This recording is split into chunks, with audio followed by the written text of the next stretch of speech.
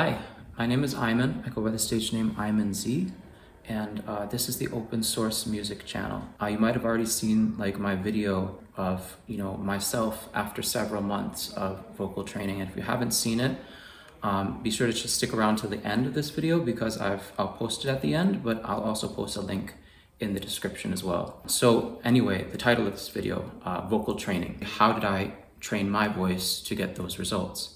So basically, in a nutshell, it took several years of actual trial and error, but I took different ideas from different vocal coaches and different people and how they trained their voice and kind of conglomerated them into things that actually worked for me, things that I saw that actually improved my voice. And the lesson I learned from it is that you really need to understand, first of all, different principles of what I call proper technique or proper training. So that is, what I mean by that. I kind of get into that in the later parts of this video. But if I were to kind of boil it down into a few key principles, I'd say, number one, light and right is better than strong and wrong. I'm gonna say that again. Light and right is better than strong and wrong. So for any of those of you who are male singers, I'm very directly addressing you. So I remember when I was very young, I hit puberty and all of a sudden I lost a lot of my head voice and my falsetto voice. And then for after that, I was afraid to even use my head voice and falsetto voice because it became really weak.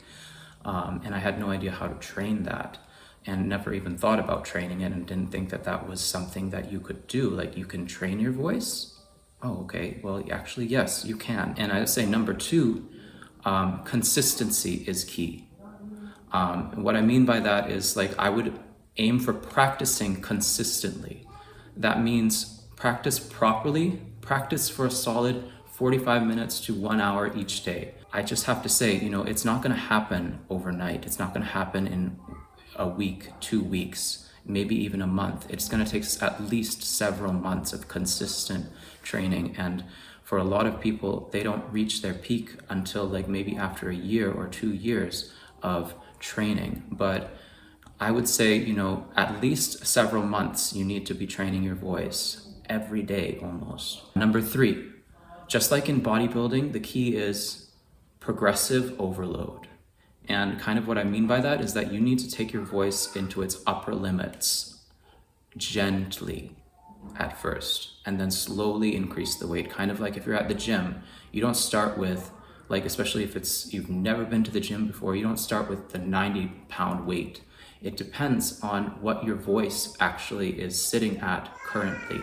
You need to train what you have, not train what you don't have, if that makes sense. To get into the last one, but I would say is probably the most important one that you need to know, is do not strain your voice. And I'm going to say this again, just to emphasize, do not strain your voice.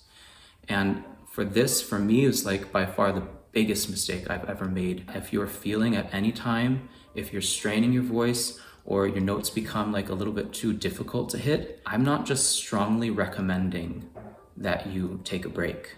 I'm telling you, take a break from whatever you're doing. Stop singing, whatever you're doing, don't strain your voice. Don't try to hit notes that for whatever reason that day you might be sick or whatever reason, but don't strain your voice. Because the worst part is that not only are you damaging your voice, but you're also leading to a worse quality sound that you're really not looking for. Since I want to keep this video kind of pretty short, I just like to finish saying, I'm planning to release one episode every week. And next week, what I plan on posting is actual vocal exercise routine.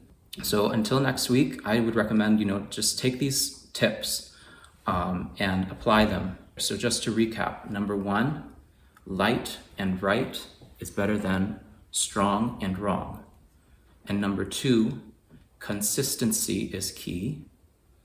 Number 3 is progressive overload, and this means take your voice to its upper limits. Basically, really, you do need to challenge your voice a little bit up to where it is, you're putting in a little bit more effort than would be comfortable, but not beyond that which is uncomfortable, to where you are stretching and tearing your voice beyond the state in which it would be able to properly repair itself.